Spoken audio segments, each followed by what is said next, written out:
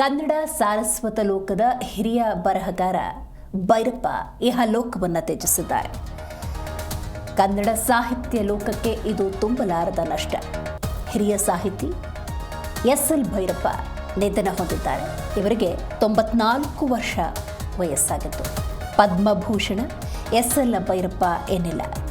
ವಯೋಸಹಜ ಕಾಯಿಲೆಯಿಂದ ಭೈರಪ್ಪನವರು ಬಳಲ್ತಾ ಇದ್ರು ಅನ್ನುವಂತಹ ಮಾಹಿತಿ ಇದೆ. ಪ್ರಸಿದ್ಧ ಕನ್ನಡ ಕಾದಂಬರಿಕಾರರನ್ನು ಕನ್ನಡ ನಾಡು ಕಳೆದುಕೊಂಡಿದೆ. ಬೆಂಗಳೂರಿನ ಖಾಸಗಿ ಆಸ್ಪತ್ರೆಯಲ್ಲಿ ನಿಧನ ಹೊಂದಿದ್ದಾರೆ. ಭೈರಪ್ಪನವರ ಬಗ್ಗೆ ಒಂದೆರಡು ಮಾತುಗಳನ್ನು ಹೇಳೋದಾದರೆ, ಅವರ ಬರವಣಿಗೆಯ ಮೂಲಕ ಹಲವಾರು ಮನಸ್ಸುಗಳನ್ನು ಮತ್ತೊಂದು ದಿಕ್ಕಿಗೆ ಹೋದಂತಹ ಧೀಮಂತ ಬರಹಗಾರರು ಎಸ್.ಎಲ್. ಭೈರಪ್ಪನವರು. ಸರಸ್ವತಿ ಸಮ್ಮಾನ್ ಪ್ರಶಸ್ತಿ ಪುರಸ್ಕೃತ ಸಾಹಿತಿ ಇವರು. ಅನಾರೋಗ್ಯದಿಂದ ಬಳಲ್ತಾ ಇದ್ರು. ವಯೋಸಹಜ ಅನಾರೋಗ್ಯ ಸಮಸ್ಯೆಯಿಂದ ಅವರು ಬಳಲ್ತಾ ಇದ್ರು. 94 ವರ್ಷ ವಯಸ್ಸಾಗಿತ್ತು. ಚಿಕಿತ್ಸೆ ಫಲಿಸದೆ ಎಸ್.ಎಲ್. ಭೈರಪ್ಪನವರು ಕೊನೆಯುಸಿರೆಳೆದಿದ್ದಾರೆ. ಹೌದು, ಕನ್ನಡ ಸಾಹಿತ್ಯ ಲೋಕ ಅಂದಾಗ ಭೈರಪ್ಪನವರು ಅಗ್ರಗಣ್ಯರಾಗಿ ನಿಂತುಕೊಳ್ತಾರೆ. ಅವರ ಸಾಹಿತ್ಯ ಸೇವೆ ಅಪಾರ. ಅವರ ಪುಸ್ತಕಗಳನ್ನು ಓದಿ ಅರಗಿಸಿಕೊಂಡು ಅವರ ತತ್ವವನ್ನು ಅಳವಡಿಸಿಕೊಂಡವರು ಅದೆಷ್ಟೋ ಮಂದಿ. ಪದ್ಮಭೂಷಣ ಹಿರಿಯ ಸಾಹಿತಿ ಎಸ್.ಎಲ್. ಭೈರಪ್ಪ ನಿಧನ ಹೊಂದಿದ್ದಾರೆ. ಬೆಂಗಳೂರಿನ ರಾಜರಾಜೇಶ್ವರಿ ನಗರದ ಆಸ್ಪತ್ರೆಯಲ್ಲಿ ಸೆಪ್ಟೆಂಬರ್ 24 ಅಂದರೆ ಇವತ್ತು ಕೊನೆಯುಸಿರೆಳೆದಿದ್ದಾರೆ. Doctor SL. ಭೈರಪ್ಪ ಕರ್ನಾಟಕದಲ್ಲಿ ಮಾತ್ರವಲ್ಲದೆ ಭಾರತದಾದ್ಯಂತ ಸಾಹಿತ್ಯದ ಆಸಕ್ತಿಯನ್ನು ಹೊಂದಿದವರಿಗೆಲ್ಲ ಚಿರಪರಿಚಿತರು. ಕನ್ನಡ ಕಾದಂಬರಿ ಸಾಹಿತ್ಯವನ್ನು ರಾಷ್ಟ್ರೀಯ ಮಟ್ಟದಲ್ಲಿ ಪ್ರತಿನಿಧಿಸುತ್ತಿರುವಂತಹ ಕೀರ್ತಿ ಇವರಿಗೆ ಸಲ್ಲುತ್ತೆ. ಹೌದು, ಕನ್ನಡದ ಕಾದಂಬರಿ ಸಾಹಿತ್ಯ ಭಾರತದಾದ್ಯಂತ ಪ್ರಚಲಿತದಲ್ಲಿದೆ ಅನ್ನೋದಾದರೆ ಇವರ ಕೊಡುಗೆ ಕೂಡ ಅಪಾರ ಅಂತ ಹೇಳಿದ್ರೆ ನಿಜಕ್ಕೂ ಕೂಡ ತಪ್ಪಾಗುವುದಿಲ್ಲ. 94 ವರ್ಷದ ಈ ವಯಸ್ಸಿನಲ್ಲಿ ಇಹಲೋಕವನ್ನು ತ್ಯಜಿಸಿದ್ದಾರೆ. ಆದರೆ 94 ವರ್ಷದ ತುಂಬು ಜೀವನವನ್ನು ಇವರು ನಡೆಸಿದ್ದಾರೆ. ಬಹಳ ಮುಖ್ಯವಾಗಿ ಸಾಹಿತ್ಯಕ್ಕೆ ಇವರ ಕೊಡುಗೆ ಅಪಾರ. ಈ 94 ವರ್ಷದ ತುಂಬು ಜೀವನದಲ್ಲಿ ಅಪಾರ ಬರಹಗಳು, ಕಾದಂಬರಿಗಳನ್ನು ಬರೆದು ಬಹಳಷ್ಟು ಅಭಿಮಾನಿ ಬಳಗವನ್ನು ಹೊಂದಿದ್ದಂತಹ ಭೈರಪ್ಪನವರು ಇನ್ನಿಲ್ಲ.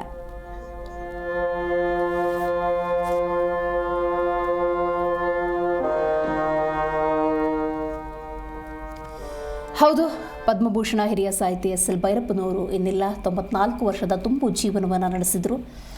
ಇವರ ಬಗ್ಗೆ ಮಾತಾಡೋದಕ್ಕೆ ಪ್ರೊಫೆಸರ್ ಆಗಿರುವಂತಹ ಕೆ.ಸಿ. ಬಸಪ್ಪನವರು ನಮ್ಮ ಜೊತೆ ಈಗ ಸಂಪರ್ಕದಲ್ಲಿದ್ದಾರೆ. ಸರ್ ನಮಸ್ಕಾರ. ನಮಸ್ತೆ ಮೇಡಮ್. ನಮಸ್ತೆ ಸರ್. 94 ವರ್ಷದ ತುಂಬು ಜೀವನ, ಕನ್ನಡ ಸಾಹಿತ್ಯ ಲೋಕಕ್ಕೆ ತಮ್ಮದೇ ಆದಂತಹ ಪೂರ್ವ ಕೊಡುಗೆಯನ್ನು ಕೊಟ್ಟಂತಹ ಭೈರಪ್ಪನವರನ್ನು, ಹಿರಿಯ ಬರಹಗಾರರನ್ನು ನಾವು ಕಳ್ಕೊಂಡಿದ್ದೀವಿ ಸರ್. ಏನು ಹೇಳ್ತೀರಿ ಈ ಸಂದರ್ಭದಲ್ಲಿ ಅವ್ರ ಬಗ್ಗೆ? ಮೇಡಮ್, ನಾನೊಬ್ಬ ಸಾಹಿತ್ಯದ ವಿದ್ಯಾರ್ಥಿ ಅಷ್ಟೇ ಹೊರತು ಸಾಹಿತ್ಯದ ಬಗ್ಗೆ ಪರಿಪೂರ್ಣವಾದಂತಹ ಅರಿವನ್ನ ಮೂಡಿಸುವಂತ ಸಾಮರ್ಥ್ಯ ನನಗೆ ಇಲ್ಲದೆ ಇದ್ದು, ಅವರು ಸಾಹಿತ್ಯದ ಬಗ್ಗೆ ನನ್ನಲ್ಲಿ ಮೂಡಿಸಿದಂತಹ ಒಂದು ಭಾವನೆಯನ್ನು ಮಾತ್ರನೇ ನಾನು ಹೇಳೋದಾದರೆ, 1971 ಸಂದರ್ಭ, ಆ ವೇಳೆನಲ್ಲಿ 3 ಕಾದಂಬರಿಗಳ ಬಗ್ಗೆ ತೀವ್ರತರವಾದಂತಹ ಚರ್ಚೆ, ಸಂವಾದ ಅವುಗಳು ಮೂಡಿ ಬರ್ತಾ ಇತ್ತು ಇಡೀ ಕರ್ನಾಟಕದಲ್ಲಿ. ಒಂದು ಭೈರಪ್ಪನವರ ವಂಶವೃಕ್ಷ, ಮತ್ತೊಂದು ರಾವ್ ಬಹದ್ದೂರ್ ಅವರ ರಾಮಾಯಣ, ಇನ್ನೊಂದು ಯು.ಆರ್. ಅನಂತಮೂರ್ತಿಯವರ ಸಂಸ್ಕಾರ. ಈ 3 ಕಾದಂಬರಿಗಳ ಬಗ್ಗೆ ಚರ್ಚೆ ಅನ್ನೋದು ಅಲ್ಲಲ್ಲೇ ಸಾಕಷ್ಟು ಸಮಾರಂಭಗಳು, ಸಂವಾದಗಳು, ಚರ್ಚೆಗಳು ನಡೀತಾ ಇದ್ವು. ಅದನ್ನ ಅವಲೋಕಿಸಿ ಅವರು ಬರೆದಿರ್ತಕ್ಕಂತಹ ಸಾಹಿತ್ಯದಲ್ಲಿ ಕೊಟ್ಟಂತಹ ಕೊಡುಗೆಯನ್ನ ಆಮೂಲಾಗ್ರವಾಗಿ ಪರಿಗಣಿಸಿ ನೋಡಿದರೆ, ನಾನು ಗಮನಿಸಂತೆ ನಾವು ಒಂದೊಂದು ಕ್ಷೇತ್ರದಲ್ಲಿ ಮನುಷ್ಯನ ಬದುಕಿನ ಆಳ ಸತ್ಯವನ್ನ ಹೊರಗೆಡಿಸಿದ ಒಂದೊಂದು ಎಳೆಯನ್ನ ಒಂದೊಂದು ಕಾದಂಬರಿಗಳು ಬಿತ್ತರಿಸಿರೋದನ್ನ ನಾವು ಗಮನಿಸ್ತೀವಿ. ಖಂಡಿತ ಸರ್, ಖಂಡಿತ. ಆ ದೃಷ್ಟಿನಲ್ಲಿ ನಾವು ನೋಡಿದರೆ, ಭೈರಪ್ಪನವರು ಗ್ರಾಮೀಣ ಪ್ರದೇಶದಲ್ಲಿ ಬಯಲು ಸೀಮೆನಲ್ಲಿ ಇದ್ದಂತಹ ಒಬ್ಬ ವ್ಯಕ್ತಿ, ಸಾಮಾನ್ಯ ವ್ಯಕ್ತಿಯೂ ಸಹ ಮನುಷ್ಯ ಮತ್ತು ಮನುಷ್ಯ ಕುಲದ ಬದುಕನ್ನ, ಅದರ ಆಳ ಸತ್ಯವನ್ನ ಹೊರಗಿಡಿಸಿ ಅದರ ವಿಭಿನ್ನ ಮುಖಗಳನ್ನ ತನ್ನ ಕಾದಂಬರಿಗಳ ಮೂಲಕ ಅಭಿವ್ಯಕ್ತಗೊಳಿಸಿ ಇಡೀ ಮನುಷ್ಯ ಕುಲವನ್ನ ಉದಾತ್ತತೆಯ ಕಡೆಗೆ, ಶ್ರೇಷ್ಠತೆಯ ಕಡೆಗೆ ಕರ್ಕೊಂಡೋಗ್ತಕ್ಕಂತ ಒಂದೊಂದು ಎಳೆಯನ್ನ ಸಾಮಾನ್ಯ ಜನರಿಗೂ ಅರಿವಾಗುವಂತೆ ಮೂಡಿಸಿದಂತಹ ಒಂದು ಮಹಾನ್ ಚೇತನ ಶಕ್ತಿ ಭೈರಪ್ಪನವರು ಅನ್ನೋದು ನನ್ನ ದೃಷ್ಟಿನಲ್ಲಿ ನಾನು ಅರ್ಥ ಮಾಡ್ಕೊಂಡಿರೋದ್ರ ಪ್ರಕಾರ. ಇದು ಅವರು ಮಾಡಿರ್ತಕ್ಕಂಥ ಮಹಾನ್ ಸಾಧನೆ. ಅವರಿಗೆ ಯಾವ ಪ್ರಶಸ್ತಿ ಕೊಟ್ಟಿದ್ದಾರೆ, ಏನು ಮಾಡಿದೆ ಅನ್ನೋದು ಅದನ್ನ ಒತ್ತಟ್ಟಿಗೆ ಒಂದು ಕಡೆ ತೆಗೆದಿಟ್ಟು ನೋಡಿದರೆ ಪ್ರಾಯಶಃ ಮನುಷ್ಯ ಮತ್ತು ಮನುಷ್ಯ ಕುಲವನ್ನ ಪರಿಪೂರ್ಣ ಸ್ವಾತಂತ್ರ್ಯದೆಡೆಗೆ ಒಯ್ಯಬಹುದಾದಂತಹ ಸತ್ಯದ ವಿಭಿನ್ನ ಮೂಲಗಳನ್ನ ತಮ್ಮ ಕಾದಂಬರಿಗಳ ಮೂಲಕ ಇಡೀ ಜನ ಸಮುದಾಯವನ್ನ ಮುಗಿಲೆತ್ತರಕ್ಕೆ ಕರ್ಕೊಂಡು ಹೋಗ್ತಕ್ಕಂಥ ಒಂದು ಸಾಮರ್ಥ್ಯ, ಚೈತನ್ಯವನ್ನ ಕೊಡ್ತಕ್ಕಂಥ, ಅದನ್ನ ಸಾಮಾನ್ಯ ಜನರಿಗೂ ಅರ್ಥವಾಗುವಂತಹ ಭಾಷೆಗಳಲ್ಲಿ ನಿರೂಪಿಸಿದಂತಹ ಅವರ ಕಾದಂಬರಿಗಳು ನಿಜವಾಗಲೂ ಮನುಷ್ಯ ಕುಲಕ್ಕೆ ಕೊಟ್ಟಂತಹ ಒಂದು ಮಹಾನ್ ಕೊಡುಗೆ ಅಂತ ಹೇಳಿ ನನ್ನ ಭಾವನೆ. ಸರ್, ಎಂಥ ಮಾತು ಅಲ್ಲ. ನಿಮ್ಮ ನುಡಿ ನಮನ ಕೇಳೋದಕ್ಕೆ ಬಹಳ ಸಂತೋಷವಾಗ್ತಿದೆ ಸರ್. ಅವ್ರನ್ನ ಕಳ್ಕೊಂಡಿದ್ದೀವಿ, ಆದರೂ ಕೂಡ ನಿಮ್ಮ ನುಡಿಗಳಲ್ಲಿ ಆ ನಮನ ನನಗೆ ಕಂಡು ಬರ್ತಾ ಇದೆ. ನೀವು ಹೇಳ್ತಾ ಇದ್ರಿ ಬರಹಗಾರರ ಶ್ರೇಷ್ಠತೆಯ ಮಾಪನ, ಬರಹಗಾರರ ಶ್ರೇಷ್ಠತೆಯ ಮಾಪನ ಅಂತ ಹೇಳಿದ್ರೆ ಆ ಬರಹದ ಸರಳತೆ ಅಂತ ಹೇಳ್ತಾರೆ. ಅಂದ್ರೆ ಸಾಮಾನ್ಯರಿಗೂ ಅರ್ಥ ಆಗಬೇಕು. ಸರಳತೆ ನಿಜ ನಿಜ.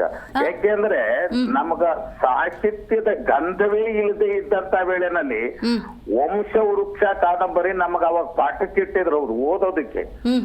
ಆ ಮೂಲಕ ಒಂದು ಮನುಷ್ಯ, ಈಗ ನನಗೆ ಅವರ ಎಲ್ಲ ಕಾದಂಬರಿಗಳಲ್ಲಿ ಬಹಳಷ್ಟು ಕಾದಂಬರಿಗಳು ನಾನು ಓದಿಲ್ಲ, ಅನೇಕ ಅವರಲ್ಲಿ ಓದಿರ್ತಕ್ಕಂತ ನಾನು ಕೆಲವೇ ಕಾದಂಬರಿಗಳು ಅನ್ವೇಷಣೆ, ನಿರಾಕರಣ, ಪರ್ವ, ಆಮೇಲೆ ಧರ್ಮಶ್ರೀ, ಗೃಹಭಂಗ, ನಾಯಿನೆರಳು, ಇಷ್ಟು ಕಾದಂಬರಿಗಳನ್ನ ನಾನು ಸ್ವಲ್ಪ ಓದಿದ್ದೀನಿ. ಆ ಕಾದಂಬರಿಗಳಲ್ಲಿ ನಾನು ನೋಡ್ತಾ ಹೋದ್ರೆ ಭಾರತೀಯ ಸನಾತನ ಧರ್ಮದಲ್ಲಿರ್ತಕ್ಕಂಥ, ವರ್ಣಾಶ್ರಮ ಧರ್ಮದಲ್ಲಿರ್ತಕ್ಕಂಥ ಧರ್ಮ ಏನೋ ಧರ್ಮ, ಬ್ರಹ್ಮಚರ್ಯ ಅಥವಾ ಅರ್ಥ, ಕಾಮ, ಮೋಕ್ಷಗಳನ್ನ ಹೇಗೆ ಸಂಪಾದನೆ ಮಾಡಬೇಕು ಮನುಷ್ಯ ಅನ್ನೋದರ ಮೂಲ ಒಂದು ನಿಗೂಢವಾಗಿರ್ತಕ್ಕಂತ ಸಂಗತಿಗಳನ್ನ ಒಂದೊಂದು ಕಾದಂಬರಿನಲ್ಲಿ ಒಂದೊಂದು ಎಳೆಯನ್ನ ಬಿಚ್ಚಿಟ್ಟು ತೋರಿಸಿದ್ದಾರೆ. ಆ ಮೂಲಕ ಪರಿಪೂರ್ಣ ಮಾನವನನ್ನಾಗಿ ರೂಪಿಸಿಕೊಳ್ಳಬಹುದಾದಂತಹ ಎಲ್ಲ ಸಂಗತಿಯನ್ನ ಇವರ ಕಾದಂಬರಿಗಳ ಮೂಲಕ ನಾವು ಗಮನಿಸಬಹುದಾಗಿದೆ. ಅದಕ್ಕೋಸ್ಕರವಾಗಿ ಒಬ್ಬ ಮನುಷ್ಯನನ್ನ ಮತ್ತೆ ಮನುಷ್ಯ ಸಮಾಜ, ಅದರಲ್ಲೂ ಭೌತ ಜಗತ್ತು ಇವತ್ತು 20 ಮತ್ತು 21ನೇ ಶತಮಾನದಲ್ಲಿ ಒಂದು ರೀತಿಯ ಬಂಧನದ, ಯಾವುದೋ ಒಂದು ವಿಕೃತವಾದ ಬಂಧನದಲ್ಲಿ ಸಿಕ್ಕಿ ಭೂತ ಹಿಡಿದಂತಹ ಒಂದು ಸಮಾಜವನ್ನ ಆ ಭೂತದಿಂದ ಬೇರ್ಪಡಿಸಿ ತಾನು ಮನುಷ್ಯನಾಗಿ ರೂಪುಗೊಳ್ಳಬಹುದಾದಂತಹ ಎಲ್ಲ ಎಳೆಗಳನ್ನ ಒಂದೊಂದು ಕಾದಂಬರಿನಲ್ಲೂ ಅವರು ಪ್ರತಿಪಾದಿಸಿರೋದನ್ನು ನೋಡಿದರೆ ನಿಜವಾಗಲೂ ಮನುಷ್ಯ ಕುಲವನ್ನ ಮೇಲೆತ್ತಿದಂತಹ, ನಂಬಿಯಣ್ಣನ ಪಾತಾಳದಲ್ಲಿ ಬಿದ್ದಿರ್ತಕ್ಕಂಥ ನರಕದ ನಂಬಿಯಣ್ಣನ ಮೇಲೆತ್ತಿದಂತಹ ಮಹಾನ್ ಚೈತನ್ಯ ಶಕ್ತಿ ಅಂತ ನನ್ನ ದೃಷ್ಟಿನಲ್ಲಿ ಅವ್ರನ್ನ ನಾನು ಭಾವಿಸ್ಬೇಕಾಗುತ್ತೆ. Right sir. ಇನ್ನೊಂದು, ಸಂತೆ ಶಿವರಾಯ್ ಇವರು ಹುಟ್ಟಿರೋದು ಬಹಳ ಅರ್ಥಪೂರ್ಣವಾದ ಊರು. ಹೌದು. ಮನುಷ್ಯ ಕುಲವೇ ಅನ್ನೋದು ಒಂದು ಸಂತೆ, ಭೌತ ಜಗತ್ತಿನಲ್ಲಿರ್ತಕ್ಕಂಥ ಒಂದು ಸಂತೆ. ಆ ಸಂತೆನಲ್ಲಿ ಒಂದು ಶಿಬಿರಾಗಿ ಮೇಲೆದ್ದು ಬಂದವರು ಇವರು. ನೋಡಿ ಸರ್, ಆ ಶಿಬಿರಾಗಿ ಮೇಲೆದ್ದು ಬಂದು ಮನುಷ್ಯ ಕುಲದ ಕಳಶವಾಗಿ ರೂಪುಗೊಂಡವರು. ಆ ಕಳಶದ ಮೂಲಕ ಇಡೀ ಮಾನವ ಕುಲವನ್ನೇ ಉದಾತ್ತತೆಯ ಕಡೆಗೆ, ಆದರ್ಶದ ಕಡೆಗೆ ಮೇಲೆತ್ತಿಕೊಳ್ಳುವಂತಹ ಮಹಾನ್ ಚೈತನ್ಯ ಶಕ್ತಿ ಇವರಲ್ಲಿತ್ತು. ಅಂತಹ ಒಂದು ಚೈತನ್ಯ ಶಕ್ತಿಯನ್ನ ಇವತ್ತು ನಾವು ಕಳ್ಕೊಂಡಿದೀವಿ ಅಂತ ಅಂದ್ರೆ ಪ್ರಾಯಶಃ ಮುಂದೆ ಇಂತಹ ಒಬ್ಬ ಮಹಾನ್ ವ್ಯಕ್ತಿ ನಮಗೆ ಸಿಗುತ್ತಾ ಮಾನವ ಕುಲಕ್ಕೆ, ಅದರಲ್ಲೂ ವಿಶೇಷವಾಗಿ ಕನ್ನಡದ ನೆಲಕ್ಕೆ ಸಿಗುತ್ತಾ ಅನ್ನೋದನ್ನ ನೋಡಿದಾಗ ನಮ್ಮ ಕಣ್ಣಾಲಿಗಳು ನೀರಾಗ್ತವೆ ಮೇಡಮ್. ಖಂಡಿತ ಸರ್, ಖಂಡಿತ ಸರ್. ನಿಮ್ಮ ನುಡಿ ನಮನಕ್ಕೆ ಹಾಗಾಗಿ- ನಮ್ಮ ತುಂಬು ಹೃದಯದ ಧನ್ಯವಾದಗಳು ಸರ್.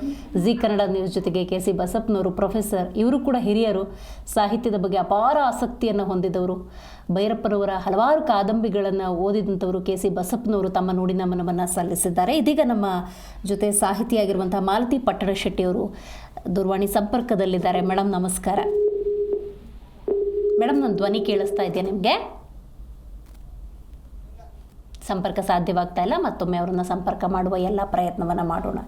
94 ವರ್ಷದ ತುಂಬು ಜೀವನವನ್ನು ನಡೆಸಿದಂತಹ ಭೈರಪ್ಪನವರೇನಿಲ್ಲ, ಕನ್ನಡ ಸಾಹಿತ್ಯ ಲೋಕ ಅವರನ್ನು ಕಳೆದುಕೊಂಡಿದೆ. ಭೈರಪ್ಪನವರ ಬರಹದ ಆರಾಧಕರು ಭೈರಪ್ಪನವರನ್ನು ಕಳ್ಕೊಂಡಿದ್ದಾರೆ.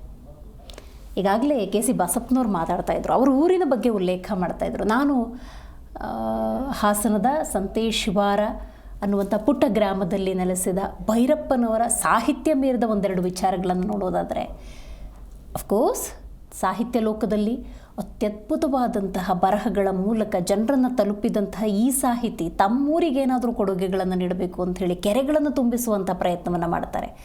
ಕೆ.ಸಿ. ಬಸಪ್ಪನವರು ಪ್ರೊಫೆಸರ್ ಮಾತಾಡ್ತಿದ್ದಾಗ ನೀವು ಗಮನಿಸಿದ್ರಿ, ಬಯಲು ಸೀಮೆಯಲ್ಲಿ ಸಂತೇಶಿವಾರ ಅನ್ನುವಂಥ ಪುಟ್ಟ ಗ್ರಾಮದಲ್ಲಿ ಜನಿಸಿದವರು ಅಂತ.